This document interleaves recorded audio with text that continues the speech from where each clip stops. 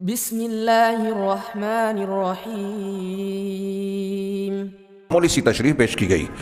تیسرا موضوع جس کا تذکرہ کیا گیا ہے وہ اثبات البعث بالادلۃ العقلیہ۔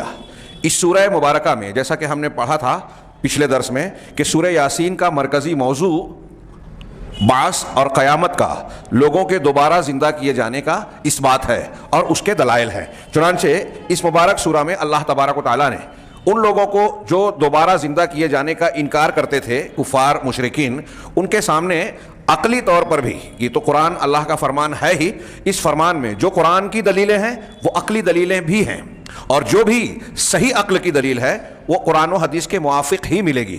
چنانچہ اس سورہ مبارکہ میں اللہ تبارک و تعالیٰ نے منکرین کے سامنے ایسے دنداں شکن اور مسکت جواب پیش کیے کہ اگر کوئی بندہ انصاف اور عقل کا استعمال کرتے ہوئے، اس سے کام لیتے ہوئے غور کرے گا، معمولی سا غور، وہ پڑھا لکھا ہو یا عام آدمی ہو، اپنے ذاتی جو فطری شعور ہے اس کے مطابق وہ اس نتیجے پر ضرور پہنچے گا کہ دوبارہ زندہ کیا جانا برحق ہے اور اللہ تبارک و تعالیٰ کی قدرت سے یہ بالکل بعید نہیں ہے۔ چنانچہ اس سلسلے میں متعدد آیات کا یہاں حوالہ دیا گیا کہ قیامت کا وقوع ہوگا، اس بات کا عقلی دلیل ہے۔ سب سے پہلے آیت نمبر 33، چنانچہ اس آیت میں اللہ تبارک و تعالیٰ کا ارشاد ہے، وَإِن کیا ہے، وَآیَةٌ لَهُمُ الْأَرْضُ الْمَيْتَةُ۔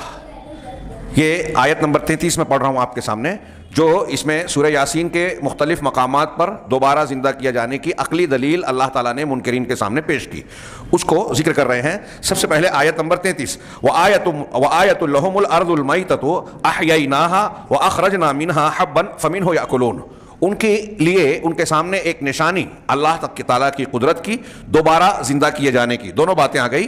دوبارہ زندہ کیا جانا یہ اس کی دلیل جس کا وہ انکار کر رہے تھے، اور یہ بذات خود اللہ تعالیٰ کی قدرت اور اس کی مقصدیت کی دلیل بھی ہے کہ ان کی ایک نشانی، ان کے لیے ایک نشانی ہے مردہ زمین۔ مردہ زمین سے مراد وہ زمین جو خشک ہو جائے، پیدا کرنے کی، پیڑ پودے کے پھلنے پھولنے کی جو صلاحیت ہے، خشک ہو جانے کی وجہ سے وہ عارضی طور پر اس کی ختم ہو جاتی ہے، کہ وہ اسی لیے جب وہ پیدا کرنے کی صلاحیت سے محروم ہو گئی تو اس کو مردہ زمین کہا گیا۔ ہم اس کو کہیں گے خشک زمین۔ احییناہا، جسے ہم نے زندہ کر دیا۔ یہ ہمارے سامنے ہر سال ہوتا ہے، روز ہوتا ہے کہ زمین خشک ہو جانے کے بعد جب اس پر سیرابی کی بوچھار پڑتی ہے، وہ آسمانی پانی سے یا زمینی طور پر، تو وہ مردہ زمین پھر سے پھلنے کے لائق ہو جاتی ہے، پھر سے اس میں پیداوار اگنے کی صلاحیت پیدا ہو جاتی ہے۔ چنانچہ اسی کو اللہ تبارک و تعالیٰ نے زمین کی زندگی سے تعبیر کیا کہ اب وہ مردہ ہو گئی تھی، خشک ہو گئی تھی، جب تر و تازہ ہو گئی، بارش ہو گئی تو اب پھر سے زندہ ہو گئی، یعنی اس کے اندر پیداوار کی صلاحیت دوبارہ آ گئی، جسے ہم نے زندہ کیا۔ وَأَخْرَجْنَا مِنْهَا حَبًّا، اور اس سے ہم نے حبہ، بیج یعنی غلہ پیدا کیا۔ فَمِنْهُ يَأْكُلُونَ، چنانچہ اس سے یہ لوگ کھاتے ہیں، اپنی خوراک بناتے ہیں۔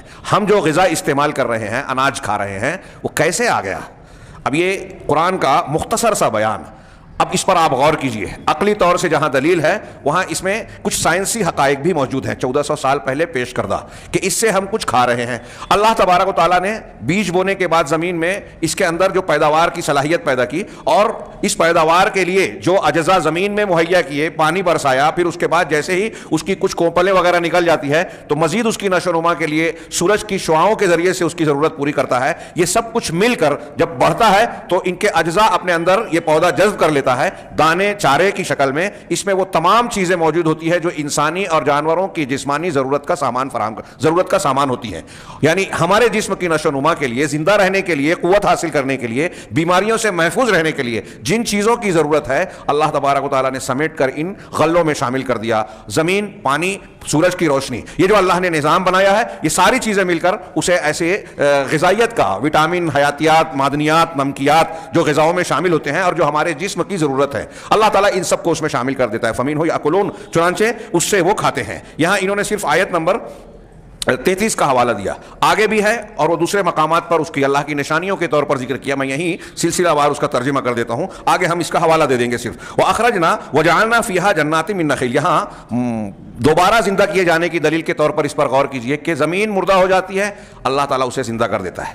تو جو پروردگار مردہ زمین کو زندہ کر دیتا ہے، اب پیداوار کی صلاحیت سے محروم زمین کو پیداوار کے لائق بنا دیتا ہے، اس کے لیے یہ کون سی تمہاری عقل میں یہ بات نہیں آتی کہ اللہ تعالیٰ کے لیے کون سی مشکل بات ہے کہ تم کو مر جانے کے بعد دوبارہ زندہ کر دے؟ یہ ایک دلیل، عقلی طور سے غور کرتے جائیے۔ تو آپ کی سمجھ میں آ جاتا ہے. ایک جاہل آدمی بھی جو کھیتی باڑی کرتا ہے یا کھیتی باڑی دیکھتا ہے، دونوں کے لیے یہ دلیل عقلی طور پر مطمئن کرنے کے لائق ہے. السلام علیکم. ویڈیو پسند آنے پر اپنے دوستوں کے ساتھ واٹس ایپ اور سوشل میڈیا پہ ضرور شیئر کریں.